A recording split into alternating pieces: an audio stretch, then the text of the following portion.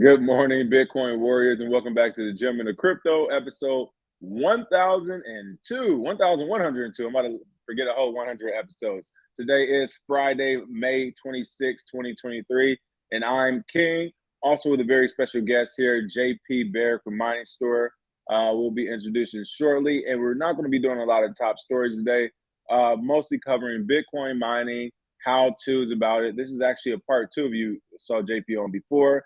And of course, we'll dive into Bitcoin price action happening and meme coin action later on the show. But first and foremost, welcome back to the show, JP. Thanks again for coming. Much appreciated. Thanks again for having me, man. I'm excited. Woo! Let's go. I don't know. We had a soundboard last time, but we go crazy with it these days. No, so welcome back. Again, we were just talking before the show. I think we talked in probably like the last year or so. So a lot of things have been happening. A lot of things have been changing here in this space. But give us an update. For those who don't know, can you just give us a brief summary of what MiningStore is, and then where you all have gone since last year? What are some of the updates? Sure. So MiningStore is a way to get into Bitcoin mining. I launched it in 2016, helping people build their own Bitcoin mines, their own GPU mines. And since we last spoke, we've built two new facilities, both 5 megawatts each in Iowa. And those are 5 megawatt Bitcoin mining facilities where we host other clients, or we run our own machines there. And, we survived the bear market. So it's been a journey of amazing proportions and a lot of learning experiences, like every bear market, where you're optimizing the bottom line. You're working on, hedging the energy prices and working on hedging your Bitcoin mining exposure. One of the unique aspects of the past year has been the natural gas prices that rose dramatically due to the European Union and the war over there in Europe. And so because of that, we saw elevated electricity prices in the United States. But now we're seeing those come off, and we're working on, okay, what is the next 6 months hold for us as a company, and what sites do we want to build out in the future? So how many total sites are these now that you have, the new ones in Iowa? Is that 3 total? So 3 total in Iowa today, and then we're putting together 2 more that our goal is to build them by August 2023. Another 2 sites, so another 5 megawatts, one's for a client, one's for us.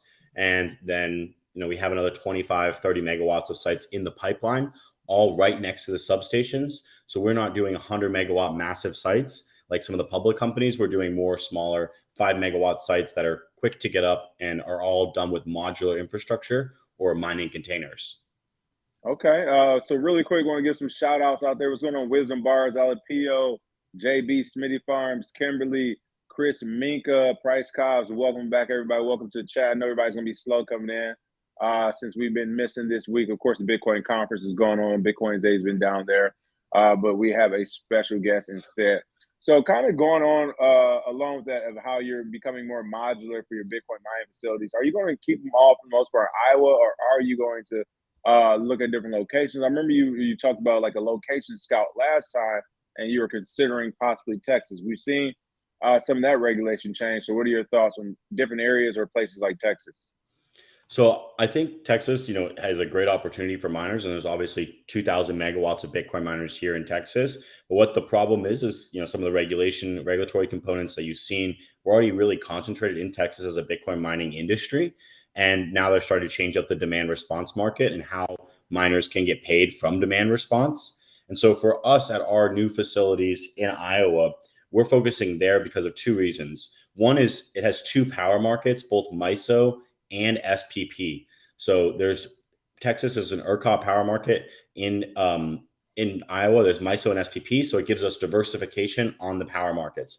Number 2, Iowa doesn't have any data center tax on property. So there's no property tax in Iowa for data centers, which, as these data centers can get really expensive. The mining servers can get expensive. And so these data centers can have $5-10 million worth of equipment in 1 acre property. Number 3 is you get half of the money back you pay on your sales tax on energy in Iowa as a data center for at least the first 5 years in operation. So there are these tax advantages, and why it's one of the reasons why we love Iowa. In addition, the climate is very mild, and a lot of the a lot of the state's energy comes from wind power. And so that makes it that the power prices go negative And we actually can take advantage in some of the new contracts we're working on signing, where we will be able to use those negative hours and get paid for using energy as a Bitcoin miner versus paying for that same energy. I actually like that. It's going to be kind of like how solar energy is, where the government is essentially paying you to get the solar panels these days. Instead, you all or the end user having to worry about that as well. So in the background here of your website, it says MiningStore. The only thing better than buying Bitcoin is mining it. That's actually been like a very, I won't say argument, like, but a very strong narrative for a while now. People are like, hey, a good way to get Bitcoin is to invest in mining or mining companies. And I guess, do you truly believe that, as far as like, hey, should people also be diversifying by mining? And then B, what's the best way for the average Joe, the normal citizen, to get involved in mining as well? Sure. So when it comes to buy Bitcoin or mine Bitcoin, it is a timing play. There are decisions and times when if you're buying a Bitcoin at 60K and you're buying a Bitcoin miner at 60K, it's going to be very hard for you to make your money back because that machine is priced in the amount of Bitcoin it can extract from the network. And so it's going to be much higher price than today if you bought a machine. And so when it comes to mining Bitcoin, we believe that if you have low cost energy, then we know if you have low cost energy, you're able to mine discounted Bitcoin or extract them for what it's going to be less than what they're trading for. And then what happens now is like you're able to stack on debt as you start to build a public company or as you start to build a company. And that debt is going to give you extended in returns where you couldn't go grab debt to buy Bitcoin directly simply because you need an asset to collateralize the loan with. So if you look at some of the large pubcos, they got massive loans from NYDIG, ended up defaulting, but those loans were just to their one specific company. And so they could mine Bitcoin at that company's level, try to pay their loans off, but they were able to use debt and leverage just a set amount of equity. So let's say if they had $1 million, they could use that in debt and get maybe $5 million or $7 million to mine Bitcoin specifically. How can people get involved? In our facility, we do hosting, which is normal. If you have your own ASICs, you can run them there for a flat electricity rate. We do something called managed mining, which is our white glove service. Allows anyone to get into Bitcoin mining without any of the complexities of having to manage their coin portfolio, having to pay power bills, having to obtain the machines. And so we've helped a lot of clients here with this white glove service, and we basically deploy it for them. We have a few thousand clients running in this facility, in this service, and they run like, hands off. They get their Bitcoin every month, and that's it. They don't need to do anything else. So that's our white glove service. And then we're just recently have been working on something called BitVault, which is where influencers, and I myself will be launching my own BitVault in the future, can raise money at $100 from their fans or from their friends, from their family, from their coworkers to get into Bitcoin mining. And we wanted to do it at $100 because then that levels the playing field. So we take all those investors. We did with Josh Terry. He raised $650,000 from over 1,000 different investors. We took them all and we ended up buying 50 S19s and 50 S19 XPs. And those XPs and S19s will mine for the next 5 years for him. And once the 5 years is up, they will be paid out a big payout of Bitcoin and cash at the end of the day for those investors. And so I'm working on launching my own. Got actually on the whiteboard back there some of the math, and the intention is to pay a flat interest rate. But I have to finalize the raise. So check out the WeFunder page once it's up. It'll be called JP Barrick BitVault or the People's Mining Company. And we're excited to bring it, Bitcoin mining to $100 to anyone. Now, this is not a cloud mining contract. It's not an NFT. You own securities or equity or stock in the company specifically set up to mine Bitcoin with everyone else through WeFunder. Okay, so one thing you mentioned was how to maneuver in the bear market. So really quick, can you explain to people out there how you've been able to maneuver during the bear market? So those who are interested in possibly doing this $100 WeFunder or becoming a part of this white gloves mining service, like to put their mind at ease. How have you guys been able to get through this bear market or any bear market for that matter? Yeah, so for the first kind of aspect that determines if a Bitcoin miner is going to be profitable or not is their electric rate. So what we're doing with our managed mining program and our BitVault program is we are providing electricity close to costs when it comes to passing it through from what the utility charges us. And so those those rates are closer to $40 to $50 a megawatt hour. For the BitVault investors, we'll be buying our own infrastructure, which means we'll own our own containers, and we won't have to worry about, for example, MiningStore providing containers for us to utilize, which is going to give us a locked-in low electricity rate. We're able to run that operation. So because we have a lower electricity rate, means we're able to run longer and basically make more dollars or hold more Bitcoin for every Bitcoin we mine, because we don't have to spend as much on power. If you have power at $80 a megawatt hour or 8 cents, you're going to be spending double the amount of money on that energy for the same thing. So that's one way that we've been able to ensure that we can make it through bear markets, is by having a really low cost of energy. The number two item is how we do it is we have a low overhead. So each one of our facilities, we run one technician per 2.5 megawatts. So that's one person running about 800 machines and managing them day to day. We keep executive compensation low when it comes to the parent company, and we focus on driving value to the business. If you look at someone like Core Scientific, they had the most private jet flights out of any public company on the market. And guess what? They're bankrupt now because they spent $20 million on flying around, the world. And I get it. When you have shareholders and it's a big operation, your time's valuable. But there are decisions that you need to make when it's a bull market that you save away for the bear market, so that when your Bitcoin mining profitability goes down, you're still able to pay your debt payments, which they weren't, which is why they went bankrupt.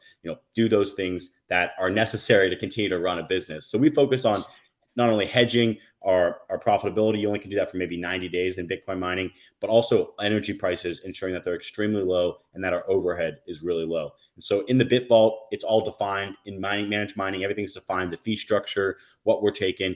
And then as an operator, we switch between running people's machines for Bitcoin upside and running people's machines where we just make a flat spread every month, where we know we have a stable business and they're the ones taking the Bitcoin risk. And so that allows us to ensure that we can operate them and still get, some nice upside, but also still have a flat base of customers that isn't reliant on the Bitcoin price, which provides us stability to continue to offer services. So basically, folks, what I heard is you just need to know what you're doing in Bitcoin and crypto, which many companies do not. And as you can see, this is someone who does. That's what I'm like to hear. Love it. I love it. Right. Really quick, want to go ahead and check out the comment section. What's going on, everybody? What's going on, Bashir? It's an impressive interview, how mining works. Thanks for sure. Bird Time Music Group, Price Cops. What's going on, everybody? And of course, this will be on the podcast as well, where I know a lot of you will be listening. So really quick, I want to talk prices, folks. I know I didn't mention the prices today. You all always want to know prices. Coming in hot, of course, is Bitcoin at $26,800, up 2.27%. Ethereum's at $1,834, up 2.46%. We have Ripple at number 6, XRP up 3.45% at 46 cents. Dogecoin number 8, holding on at 7 cents still. It's almost $1, folks, up 1.52%. Matic at number 9 at 92 cents, up 4.72%. So we got a little boost. And Solana at number 10, $19.47, up 1.2%. Trending tokens are Pepe, still trending, up 2.89%. ARPA is down 2.44%. And Shanghai Inu, that's right, Inu for everything. That thing is up 64.32%. And recently added Moon Tropica. I'm not sure that one. Maybe it's Moon Juice. I don't know. The Godmother. All right. You're going to tell us about these cryptocurrencies, Godmother. All right. And then we got Poppy Coin. Poppy. Got a little Poppy Coin out there so everybody can get a little something. There you go. With all those trending and recently added coins being mentioned, JP actually brings us to the one story I did want to cover today. Hasn't been a lot of news, folks. We know that usually happens around the Bitcoin conference. But one of the top stories, not just today, but literally since the ICO phase, have been meme coins. From memes to multi-billion-dollar pumps, scams, and rug pulls. I want to take a quick, different approach to this. I won't really cover this article in full, but I do want to get your thoughts, JP, especially from a mining perspective. Are meme coins worth mining? Is this something that every time a meme coin pops up, if it's proof of work, is this something that people should be trying to mine? Are these tokens good for the market? Are they bad? And in general, how does the whole meme coin and crypto craze actually affect what you're trying to do with Bitcoin mining as regulators kind of bust those things together? Well, I think that the meme coins, they've been around since I've been in Bitcoin in 2013, when Doge was launched, and that was a proof of work currency. And now most meme coins aren't POW, and they're just more of a a marketing, playful, multi-billion-dollar pump and scam and rug pull, right? So they're a lot of fun to get into, to play around with, but you need to look at it like you're going to the casino, and knowing that that paper gain that you have on your screen is a paper gain, and it's not real money until you sell it for Bitcoin or sell it for cash, USDC, USDT, right? So I've been in this space long enough where I've spent time doing this stuff and trading these coins, especially when I was in high school. Now I'm focusing on building real true value that's going to be able to last me for years to come, and cash flow that can ensure that I can, build on top of that. The nice thing about these coins, you can make a lot of money really fast, and you can see other people making a lot of money really fast. And like I said, as long as you exit, it's good. But it's more of like musical chairs, and the people on the inside, they have a little bit more information, / they might be the ones kind of putting those buy orders up, spoofing it on Twitter. And so I advise people to definitely not put more than you're willing to invest into something, willing to lose into something like a meme coin. When it comes to Bitcoin, definitely put more than you're willing to lose in Bitcoin, because you're not going to lose it, because it's going to the moon. Give it time, 4 years. Every 4 years we got the halving. Every 4 years we get another pump. So don't forget that. But meme coins, go gamble. It's like going to the bar, have a good time, but don't act like you're going to get rich on it, is what I would say. There it is. We say the same thing as Naja just said. We were on a panel the other day, and someone was talking about the meme coin craze and how much they would have made and all this stuff, and how much they did make. And our whole thing was like, "Well, did you cash it out?" And they were like, "Well, no, no, no." And it was like, "Come on now, if it's not liquid, then you haven't really made it." But for sure. Really quick. So first, a quick question. I still have never actually released all that underground footage of mining stories. I was hoping to do it on the project launch we were discussing, but is it okay if I show a couple of clips of those modular designs you're Yeah, go speaking for it. of? Pull on. Okay, I want to make sure I didn't do anything crazy there. And then also, I'll be remiss not to mention, folks, for those who have never saw the first JP Barrick interview on our channel, make sure you go back and check it out. It was a really good, in-depth, informative interview about all things Bitcoin mining. But where I met him at was on Dr. Phil. So you just mentioned high school again. I forgot you're not like that far removed from high school. So if you all don't know, I'm sitting with a genius here, a prodigy of sorts. And yes, coming out of high school, JP was already swinging for the fences with his mining program. And since then, I mean, he's been nonstop on it. So I definitely wanted to mention that, man. Like, congrats to you. And how big is the company now as you're growing? So right now we are at maybe 16, 17 employees. One of the things that we had to do in the bear market was, you have all these side projects. I was working on a helium miner, working on other things, and cut them all to focus just on the main core business. And so some of those people had to get dropped. But yeah, here's this Dr. Phil. We're making over $1 million of cryptocurrency a month right there at the peak. Right now we mine about a Bitcoin and quarter per day right now. So not at a million again, but close. All right. And really quick, never seen before footage for those folks out there. I'll zoom through it quickly. But here are some of the actual different miners. And this is like, and shout out JP and thank you for this. A lot of people don't have to let anyone see their operation. He was kind enough to invite me in and tour. I had a great time. The staff showed me everything, answered every question. There is a long video that will eventually go out, folks. Don't you worry. For sure this year. I was hoping to actually have some things done beforehand. The market changed it. But regardless, I want to make sure I show you all just a few clips. This is the modular designs that were located outside. Is that correct, JP? Yep. So this is a 40-foot container. This is the very first modular design that we've deployed. And it has about 700 S19s inside of it. These new ones are these on the left side are these little pods, and those ones are the new design. As you can see, there's pods everywhere. Those pods have now been deployed at other facilities across the area, and so those have now been deployed, which is amazing. And storage containers and everything. So the site's changed. This is our first site we ever built. The first piece of land. The first site we've ever built in Iowa. Let me clarify that. We had sites in North Carolina, in California, and other places before, but this is the first site in the land that I bought in Iowa. And now we've got 2 more built and developed and running 24/7. And for those who are watching, I want you all to be aware that when I say code, this was Iowa in February, January, something like that. Different type of code, folks. Different for those in the Michigan, Midwest, and Northwest. You know what I'm talking about. It was an entirely different type of code there. Really quick, here's a couple more clips I had. This is me yelling at the camera like I'm All right, Buster Rhymes or something. So this one was a loud video. Can you tell us about this one? This was when I was actually inside of your mining warehouse, the actual warehouse, and this is when the miners were just blowing. And that kind of shows for those who are watching. Each of these is a Bitcoin miner, folks. Each of those is a Bitcoin miner.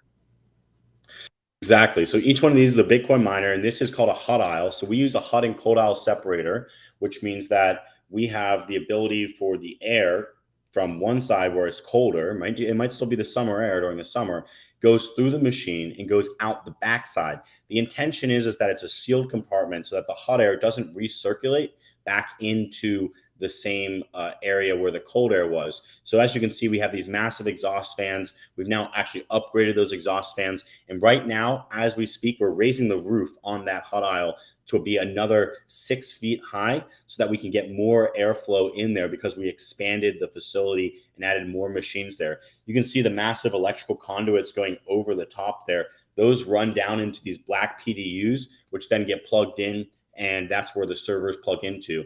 And as you can see, this was one of the first facilities we ever built by hand from the ground up. And, it works. It mines Bitcoin every day. Listen, it's impressive, JP. It was impressive. People, I'm trying to tell you, like, if you love technology, if you love Bitcoin mining, this is like, I hope to see one day that it's almost like bank tours or Fort Knox tours where you have the likes of people like JP giving these tours to Bitcoin enthusiasts and families. I think this would be huge. You have like a weekend of things to do, and it's like the grand finale. You get to go tour the mining facility.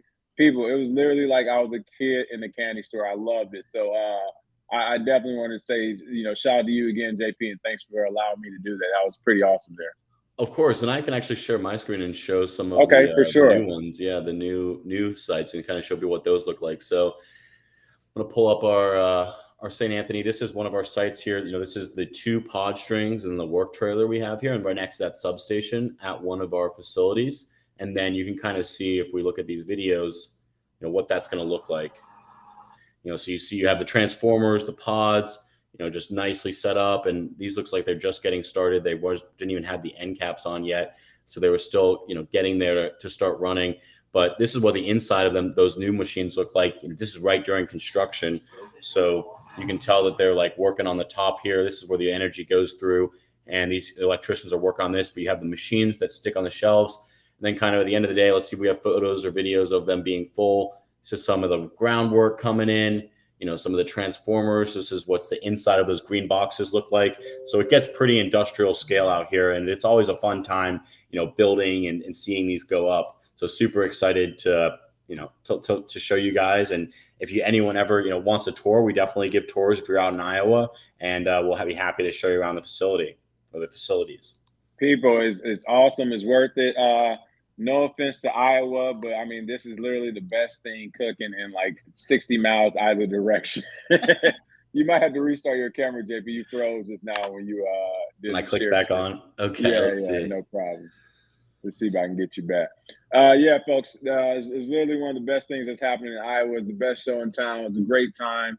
His team will show you everything. Some of them actually relocated and moved their remote. So, I mean, you know how I am and how I feel about a lot of things. Like, if anything, JP is, there we go. I want to make sure you're back as I gave you this compliment. If anything, you're being as American as can be, starting a new company in the middle of America, and literally middle of America. You started a company. You've hired people not only from middle America, but from other parts of America who you've flown in, giving room and board to actually work there. I mean, it's incredible. It's an incredible American story for real. So definitely glad that you're doing that. So another question I had, right now, when it's coming to regulations, the regulatory environment, they're all over the place. What's your pulse on this? Will Bitcoin mining be here to stay in the United States? Other aspects of Bitcoin, will they remain free as can be, or is this something impending coming down that we all need to be aware about that you've heard? So, we Biden threw out the 30% infrastructure tax or tax on Bitcoin miners. And that would be the first example that I'm aware of that we would be taxing a specific use case of electricity. And we get into a really interesting kind of like component there when we start doing that. It's in a bad way. Electricity in every one of these electric co-ops we go to has non-discrimination statements, and they can't discriminate based on the type of load or what we do with that energy and refuse us service. The reason why they can't discriminate is because most of them are nonprofits and are owned by their own members. They're called cooperatives, which means they're owned by their members, and they receive government funding from the USDA. So they get cheap government loans to build their electrical infrastructure and to support our grid. And so they can't discriminate. And so if for some reason Bitcoin miners started getting discriminated against or taxed against, which, it does happen. It is an uphill battle for us to get some of these contracts and to work through things. And there are things where I feel like, this isn't really fair. But we're working on improving the process, working on spreading ourselves out from multiple utilities, finding the people who really embrace us, who want to work with us, who show us support, versus the others who make it a little bit harder. And sometimes you have to learn how to navigate those waters. When it comes to energy usage itself and energy and running software, the way I look at it is software has been treated as code, or code has been treated as freedom of speech. So running software is an expression of your speech. And I do not see the government coming in and shutting down the ability for individuals to express themselves through running these computers or running Bitcoin miners, which is just running code, which is freedom of speech, which is something that we protect as a Fourth Amendment right here in the United States. I think it's the Fourth Amendment. Anyway, as a right here in the United States, and it's something that's core to our belief system. And so I do not see a tax coming in. One way, how we are diversifying ourselves is we have two different power markets. We're in MISO and SPP. We have multiple utilities that we work with. And yeah, that's how we're able to diversify our risk. And as you can see, this is our timeline of hasn't been updated, I don't think, since 2021. But yeah, this is no, that's good. You're updated. Yeah, you're updated for sure. And with that, risk and some of the ways you work with regulators, and again, truly spoken like a CEO that cares. I'm still scared because I'm gonna go high and right with it still. Oh, let me tell you about these motherfuckers today. How much time you got? So I'm still worried. But no, when it comes to that, what are some ways people, I guess, can get involved in the direction? Do you know of any, as far as, are there like mining lobby groups going on, or are there how does that work? Yeah, so Satoshi Action Fund, run by my friend Dennis Porter, is one of the most advocate and vocal groups out there. There's also Digital Currency Group. They're more for larger organizations. But Satoshi Action Fund, we donate to them every month. We help support them in some of their fundraisers. And they pass right to mine bills in states. So their approach is to go after local, state, just how the weed industry did it. They went after state law. They passed state laws. And their goal is to pass this law for everyone in the state to be able to run a node and mine Bitcoin, and then make it so you can't be discriminated against. And they're one of the best advocates that's been picking up speed here, and that's been helping the industry out. So big shout out to Satoshi Action Fund. Yeah, shout out to them. I didn't even know about them, but I'm actually gonna get involved myself because I want to get involved in more of these type of groups. Yeah, we have to at this point we have to show the numbers and the power behind these groups, because after this next happening, I'm pretty sure there's about to be some new regulations that will come down. Like, gotcha, everybody, I got you. The having's hard enough. Yeah, it's gonna be hard. I mean, what are your, speaking of that really quick, last couple of minutes, couple questions. What are your thoughts going into the happening? Are you nervous? Are you excited? Like, what are some things you're preparing for? Like, life is about to change for miners. Well, we still got a year, but you're right. It's going to change, and that's the name of the game. Really, it's you're building out infrastructure today. You can take some Bitcoin mining exposure now. It's still a good time with the prices being where they're at. The best time historically to get in has been right after the halving, when prices dip, machines are turned off. All the old S9s that are running will be turned off, and then you'll be able to capture some of that upside. Because right now we're running at maybe $70 a petahash, and that'll get cut to $35 a petahash with the halving. The ordinals spike did help with fees a little bit. It's kind of gone now, but for a week it helped, I guess, and 2 weeks. But that was amazing time to see and kind of see the community grow up. So if that continues and those type of movements continue, then fees can grow. But the reality is you're mining Bitcoin and you're trying to hold as many as you can, so that when that baby hits, $500,000, and you can be like, I mined it for $15,000 a coin, boom, it's a huge profit. So that's what we're working on, which means we keep our expenses low, we keep our overhead low, we stack our sats, and we live another day. That's the name of the game. There we go. All right, I lied. 3 more questions. Look, you're such an interesting person. All right, flash round, though. Make them quick. First question: what are your thoughts about these solo miners winning the Bitcoin reward? I think we saw one or two the last couple of years. I think it's an amazing opportunity to like win the lottery, especially if you're a solo miner. It's like it changes how you look at mining. Like it's like I'm gonna try this and I might win, and two people did. So like more props to them. And hell, it's a good payout. So definitely do it if you got an old miner sitting around. If you don't care about electricity cost, play the game, but you might never get paid. So it's your call. There it is. What are you most excited for moving forward right now, at this point in the space? I'm most excited to getting my team to really be able to deploy sites on a consistent basis where we're able to do 10 megawatts every 2 months and just scale up and bring more jobs to local Iowa community and do more partnerships with other miners in the industry when it comes to these projects, collaborating, also getting into immersion cooling. So most everything you've seen in our facilities are all air cooling, moving more to running machines in liquid, and that's the future. Oh, I'm so excited that people are like you are at the forefront of mining people. It's still in good hands. It's in great hands. Hopefully, America can keep this thing before we let the rest of the world take a head start. I almost forgot my last question, so it's all good. I'll just say I'll let you take it off on the last message. What do you have for everyone? What I have for everyone is keep stacking sats, share the news about why Bitcoin is valuable to your friends and family. And remember, it's all backed by energy, and the Bitcoin miners, we got your back. There it is, folks. You don't have to listen to Elizabeth Warren talk about the shadowy super coders. We can actually just meet the people and figure out who's doing what. And guess what? They're all normal Americans, which is why I say sometimes this regulatory regime is starting to scare me. But other than that, that is the show for the day. We had JP Miner from MiningStore. Again, you can check them out at miningstore.com. Make sure you check them out with their shared mining services if you're interested in that, or the WeFunder for influencers out there also. And of course, we will be uploading this to the podcast. But other than that, make sure you smash that like and share. And we will see you all next week with some more Bitcoin and crypto news. Cheers.